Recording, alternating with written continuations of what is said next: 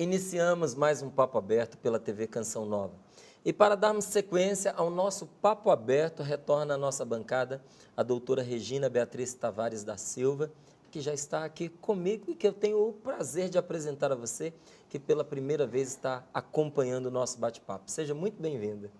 Satisfação toda minha de retornar ao seu programa, Márcio. Passou bem desde o nosso último encontro? Passei muito bem. Depois de estar aqui é sempre um prazer, então o retorno, maior satisfação ainda.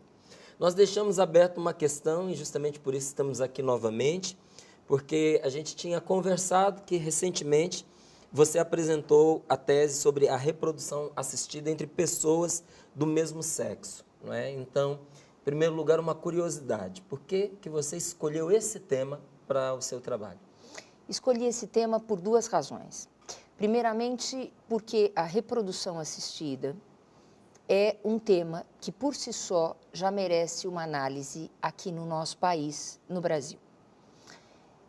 Esse tema da reprodução merece uma análise e merece uma divulgação, como você está dando oportunidade agora nesse programa, para que o público entenda que isso não é mais uma teoria.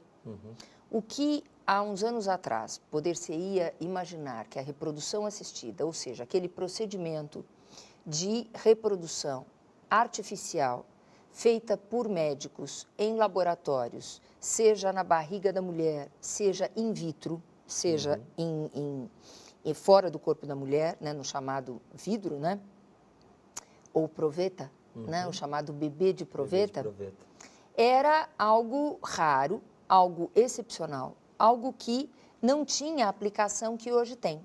Hoje, para que você tenha uma ideia, e o público também, os serviços públicos, inclusive os serviços públicos, têm serviços de reprodução assistida, ou seja, de bebês de proveta.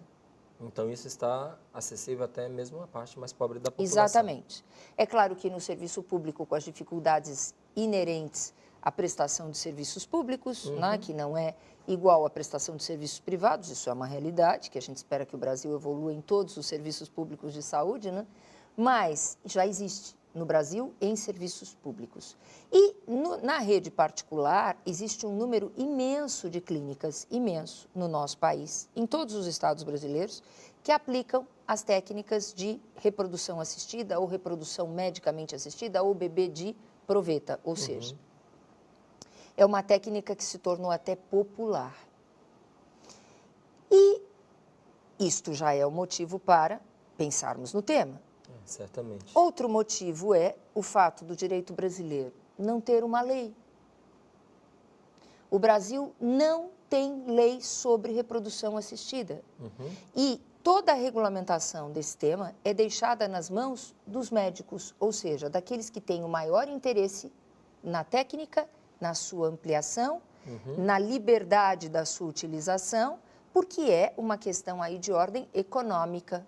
É uma questão de ordem empresarial, uma empresa médica. Certo.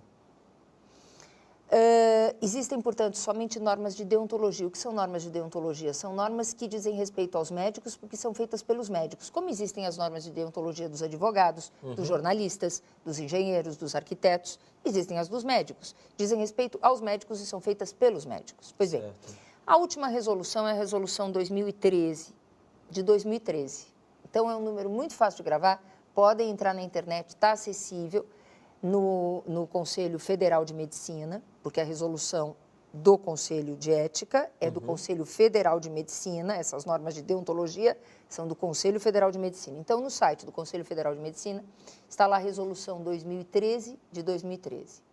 E nessa resolução, apresentada pelos médicos, portanto, pouco tempo após uma inovação que fizeram, de 1 ou 2 anos atrás, antes de 2013, liberaram praticamente de maneira absoluta a utilização das técnicas de reprodução assistida, inclusive para pessoas e casais que vivem numa relação homossexual.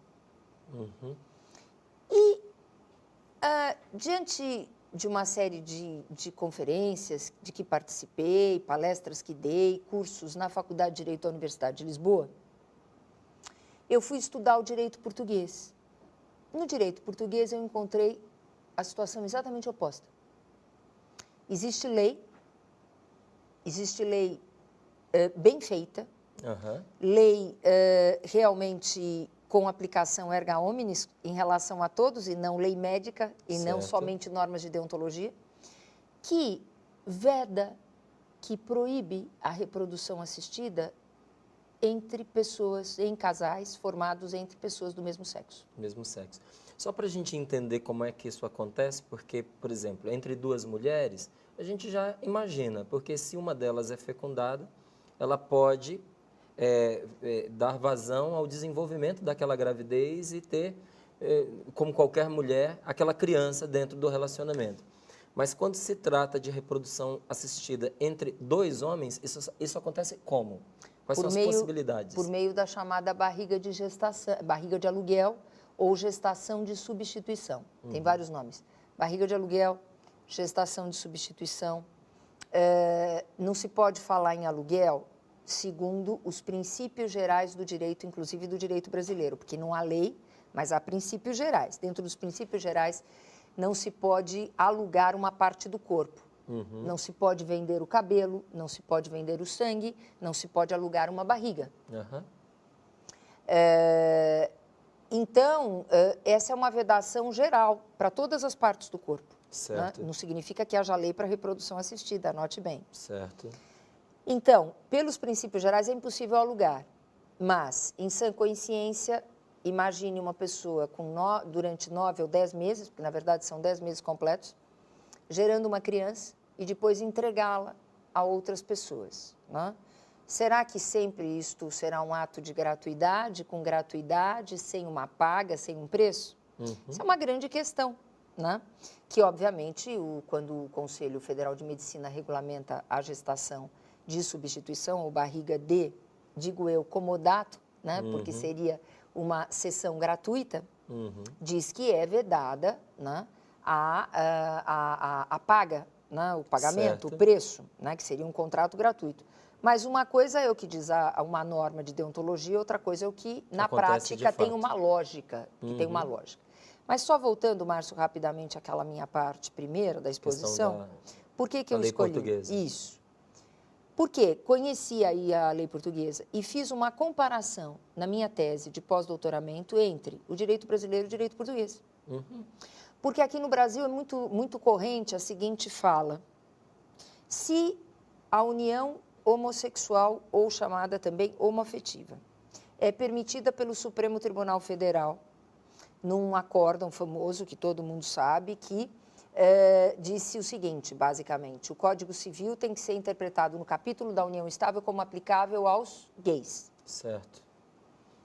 Basicamente é isso. Em palavras, digamos assim, mais acessíveis. Depois veio uma resolução do CNJ que autorizou o casamento civil entre pessoas do mesmo sexo, que é uma entidade familiar, que não é no papel, mas é no plano dos fatos que ela acontece. Por que é que não é possível a adoção de gays? Por que não é possível reprodução assistida de duas pessoas do mesmo sexo? E aí, olhando o direito português e também o direito francês, que vai na mesma linha, certo. Ou seja, grande parte do direito europeu, porque na Europa nós temos que convir o direito francês e o direito português, são dois ramos importantíssimos do direito na Europa. Pensei eu, é possível autorizar até casamento e união estável, porque isso está consolidado no nosso ordenamento. Né? Sei que não bem consolidado. Por quê? Porque, na verdade, o Poder Legislativo é que deveria ter apreciado, analisado e aprovado ou não uma lei do casamento gay. Certo. No Brasil fez-se um caminho que é um caminho, digamos assim, que não é um caminho constitucional, porque cada poder tem sua competência. Certo. Então, o Poder Legislativo tem uma competência, o Poder Judiciário tem uma competência, o Poder Executivo tem outra competência, isso está na Constituição. Se a competência para implementar o casamento entre pessoas do mesmo sexo no Brasil é do Poder Legislativo, e o é, do Poder Legislativo, do Congresso, isso deveria ter sido respeitado. Deveria ter sido respeitado. A gente não pode negar, existem muitos casamentos que estão sendo celebrados entre pessoas do mesmo sexo, e existem uniões estáveis entre pessoas do mesmo sexo no Brasil, ainda mais depois desta desta possibilidade aberta pelo Poder Judiciário. Mas entre as duas pessoas que tenham direitos, que tenham deveres, tanto em vida quanto após a morte. A questão se coloca quando envolve uma criança. Uma terceira pessoa.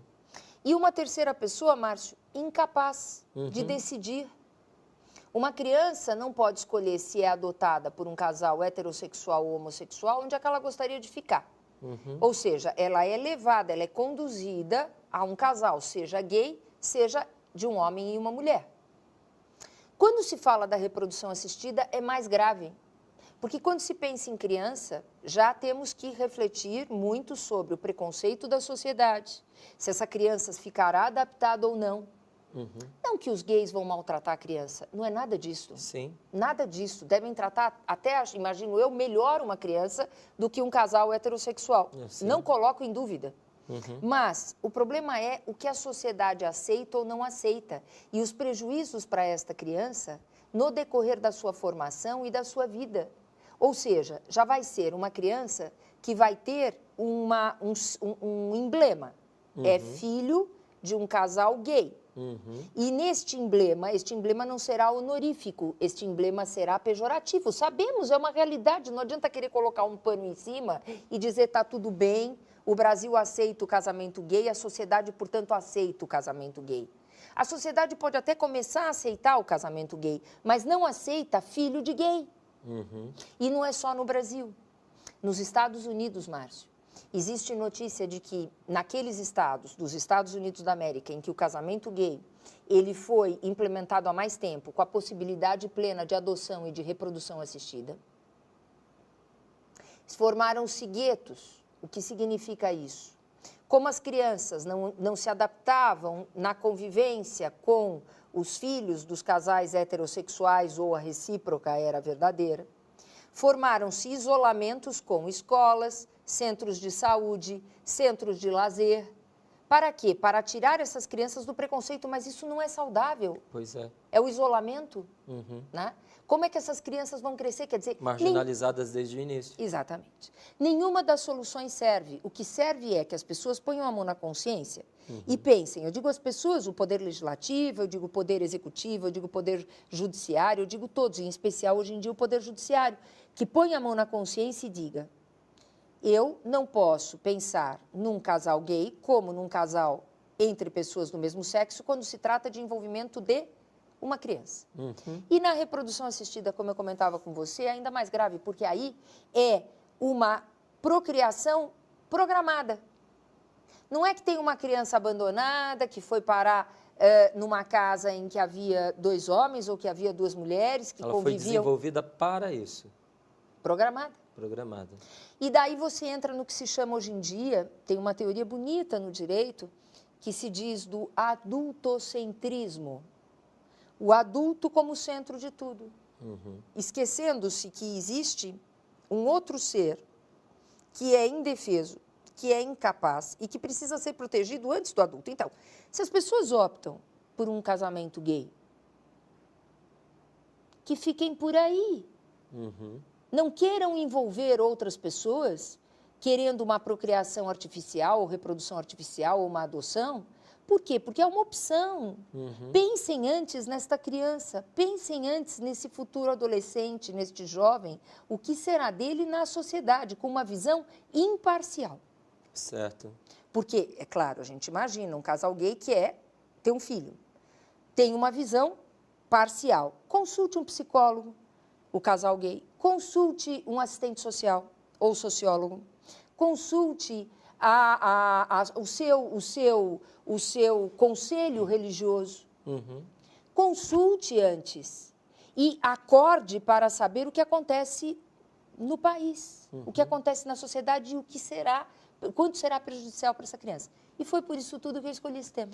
Além do fato de que se tira dessa criança a oportunidade de seguir a sua orientação natural. Sim. Né? Porque o corpo, ele dá uma orientação para a pessoa. Sim. Você olha para você e você se vê, querendo ou não, o seu corpo é masculino. Você pode, no meu caso, né? O seu corpo é feminino, o seu corpo lhe diz isso.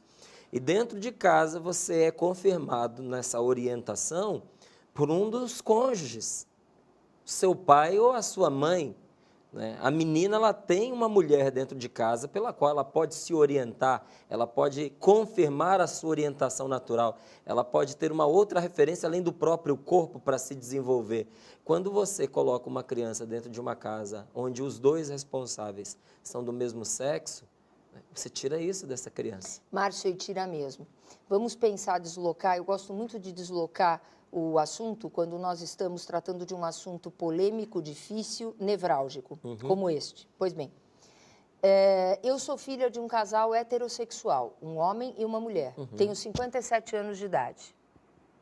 Portanto, tenho toda uma vida já independente, trabalho desde os meus 21 anos, tenho uma vida independente, portanto, deslocada dos meus pais no sentido de dependência, de subordinação, e nunca também fui subordinada ao poder masculino. Graças a Deus, sempre fui uma pessoa independente. Muito bem. Eu guardo coisas boas e coisas que não são boas da minha educação. Como você, Márcio. Claro. Como todos que estão nos ouvindo. Claro. E somos filhos de casais heterossexuais e copiamos os exemplos. Até mesmo quando não queremos. Isto, copiamos até mesmo quando não queremos. E vamos tomar consciência de que estamos reproduzindo no plano dos fatos situações que vivenciamos e das quais não gostávamos até. Depois de muita reflexão e muita terapia, essa é a realidade. Muita conversa com o padre, muita conversa na sua igreja, enfim, né? Então, dentro disso, né, é importante ter em conta o seguinte, que, Márcio, o que você disse é uma realidade. Vai se formar uma geração gay. E isto é o plano ideal? Desculpem, não, vai contra a natureza humana. Se as pessoas são homossexuais e não têm como deixar de ser homossexuais e até gostam de ser homossexuais, é um direito seu. Mas não é por isso que nós vamos dizer que isto é natural. Isto não é da lei da natureza. Não estou falando da lei de Deus, eu não estou falando de religião, eu estou falando da própria lei da natureza. Que se respeitem os gays, que eles sejam respeitados, que eles tenham os direitos entre eles. Eu propus projetos de lei para a atribuição de direitos patrimoniais e de pensão alimentícia entre as pessoas do mesmo sexo num casamento, certo. Na época numa relação que era uma sociedade de fato, que nem havia casamento ou união estável, seria uma área do direito das obrigações, mas eu propus esses direitos em lei desde a década de 90, mas entre os dois ou entre as duas. Porque eu sei que, se não houver isto, pode haver um prejuízo, um enriquecimento indevido de outros parentes, quando existe, por exemplo, a morte. Então, é justo que se dê. E que era uma injustiça. É justo que se dê, é correto que se dê, mas que não se envolva uma criança desse modo tão irresponsável como está fazendo o Conselho Federal de Medicina na Resolução 2013/2013 e, com todo respeito, alguns julgadores no Poder Judiciário que querem dar em adoção crianças e que acabam prolatando sentenças de adoção de crianças sem uma reflexão maior. E que o Poder Legislativo se mexa, legisle sobre tudo isto. É preciso enfrentar isto. Não adianta querer colocar um pano em cima e dizer, não, é o Poder Judiciário que fez, eu não tenho responsabilidade. Não, é Poder Legislativo que é competente para isto. Competência, eu digo competência no sentido da expressão jurídica, né, que pode fazer isto segundo a Constituição. Então, o Poder Legislativo tem que se mexer e tem que atuar. Isso é muito grave. Eu vou lembrar, Márcio, Admirável Mundo Novo de Aldous Huxley. Muitas pessoas que nos assistem com certeza leram, porque é uma obra da década de 50, né? Da década de 50, 1950, e era ficção. Pois é, agora não mais. Não, e se tornou realidade, uma realidade cruel. Então, esta realidade, hoje em dia, que já não é mais ficção, é lógico que não com os requintes de crueldade, né, do Admirável Mundo Novo de Aldous Huxley, dessa obra de literatura e de ficção. Mas olhamos e relemos esta obra e vemos ali muito do que está acontecendo, desta irresponsabilidade, deste voltar os olhos só para o que é possível na técnica médica, a evolução da medicina, a evolução das tecnologias, a evolução de tudo isto, que é muito bom, mas tem uma medida. E a medida... sem contemplar o ser humano como um todo, né? E tem uma medida, tem um limite, e esse limite só pode ser dado por quem? Pelo Poder Legislativo. Certo. É claro que pelo Poder Judiciário também, mas o Poder Legislativo precisa, É obviamente. o órgão competente para isso. Exatamente. Não é? Agora, eu queria saber a sua opinião, primeiro um esclarecimento e depois a sua opinião sobre algo. Não é? O que é de fato a tolerância quando nós falamos em relação à homossexualidade? Porque, de repente, isso virou uma moda, não é? A tolerância é um direito, não é? Mas isso era como que marginalizado, de repente ganhou espaço na mídia, ganhou força de fato, se tornou uma moda, não é? E a gente percebe muitas vezes as pessoas confundindo tolerância com outras coisas. Depois, a gente vai notando, pelo menos nos grupos da sociedade comum, não é, que existe da parte das pessoas um desconforto em relação a esse tema. Não é? As pessoas, muitas vezes, elas se privam dos seus próprios direitos com medo de ferir essa chamada tolerância. Um exemplo concreto. Se eu estiver num shopping e tiver do meu lado, do lado da minha família, estou eu aqui, a minha esposa e os meus filhos, um casal hétero nos amassos, não é? Naqueles beijos bem melosos, não é? Passando dos limites num espaço que é público.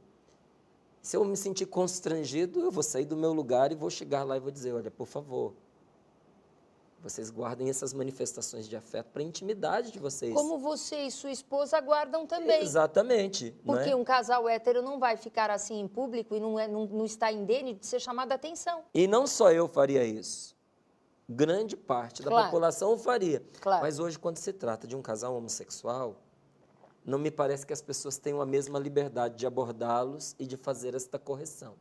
E a outra coisa parece que nesse momento de afirmação, essas situações explosivas de afeto, elas se multiplicam nos mais variados lugares, não é? E parece que elas acontecem com mais intensidade nesses ambientes familiares, onde as famílias costumam Sim. frequentar. Então, eu gostaria de saber, o que de fato é tolerância? E a senhora percebe essa mesma coisa? Percebe esse desconforto social e essa reticência, não é, em relação a, de repente, intervir, fazer uma correção, ajudar essas pessoas a se educarem para este convívio em público? Mas, sem dúvida. E esse desconforto, Márcio, que você diz que é da sociedade, que nós vemos sim, eu vejo também, é um desconforto também de juristas. Quando se toca neste tema, a minoria se manifesta de uma maneira espontânea, como eu estou fazendo, sobre o assunto dentro da sua convicção pessoal, que podem ser as mais diversas. Com certeza. As pessoas fogem do tema, as pessoas, alguns não fogem e daí já exageram, né? Digamos assim, no culto ao homossexualismo, não é nem exagero, eu digo, erroneamente cultuam o homossexualismo, que é o que você está dizendo, ou seja, promovem, cultuam e incentivam. A partir do momento que se cultua, se incentiva. Cultuar no sentido, obviamente, amplo, né, dessa expressão, ou seja, incentivam. E dentro disto, né, efetivamente, Márcio, nós temos uma necessidade de que programas como o seu, né, que juristas, inúmeros juristas no Brasil, que até mesmo a nossa Associação de Direito de Família e das Sucessões, que é a ADEFAS, que, se você me permitir, eu gostaria de divulgar mais uma vez o nosso portal ou site, que é o www.adefas, ADFAS, Associação de Direito de Família e das Sucessões. Então, a sigla é adfas.org.br. Nós temos na nossa ADEFAS o campo aberto para este debate, de maneira que todas as pessoas que são voltadas, que têm os seus interesses voltados ao direito, sejam ou não propriamente da área jurídica, ou seja, os psicólogos também, os assistentes sociais, os médicos, os psiquiatras, que possam participar conosco para que nós possamos fazer um grande debate sobre este tema, de modo a que todos falem o que pensam. Porque agora parece que estão todos com a boca fechada, cerrada, como se não se pudesse colocar as situações na sua devida ordem. Então, como você diz, num shopping não se pode chamar atenção, e se fosse um menino e uma menina, ou um moço e uma moça, Poderia. ou um homem e uma mulher, seria chamada atenção. Uhum.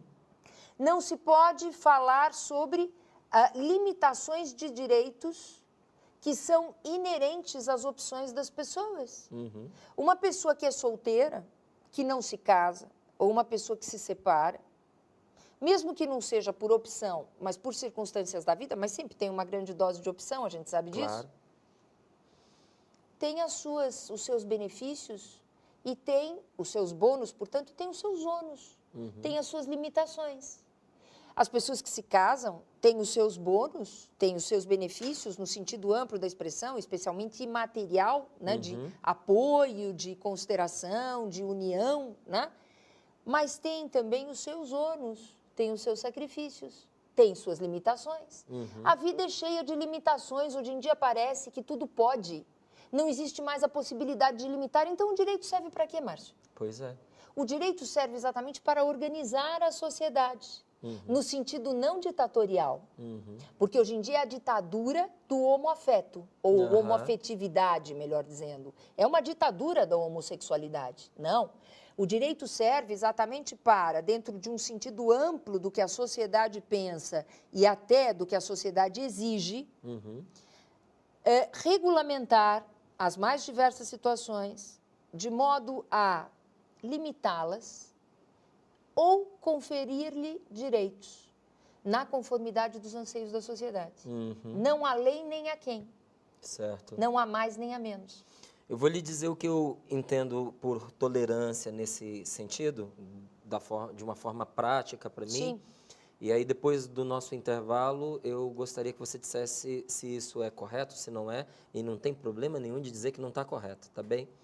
Não é? Então, o que eu entendo muitas vezes quando se diz de tolerância em relação à homossexualidade, ao homossexual, é você não julgar essa pessoa menos pessoa por causa dessa escolha que ela fez. Claro. É você não tirar os seus direitos essenciais por causa de uma escolha, de uma opção sexual. É você não agredir essa pessoa moralmente, psicologicamente e fisicamente. É você não tirar dela oportunidades para uma vida digna, não é? Então, eu penso que isso é a tolerância e que eu não tenho que concordar com essa opção sexual, eu não tenho que colaborar na promoção dessa opção e eu não tenho que ser vítima de uma militância, não é? Porque, às vezes, o que eu noto que acontece é um certo proselitismo, uma militância que vai cercando também os nossos filhos. Não é? Você não vê uma militância para fazer da pessoa hétero, não é?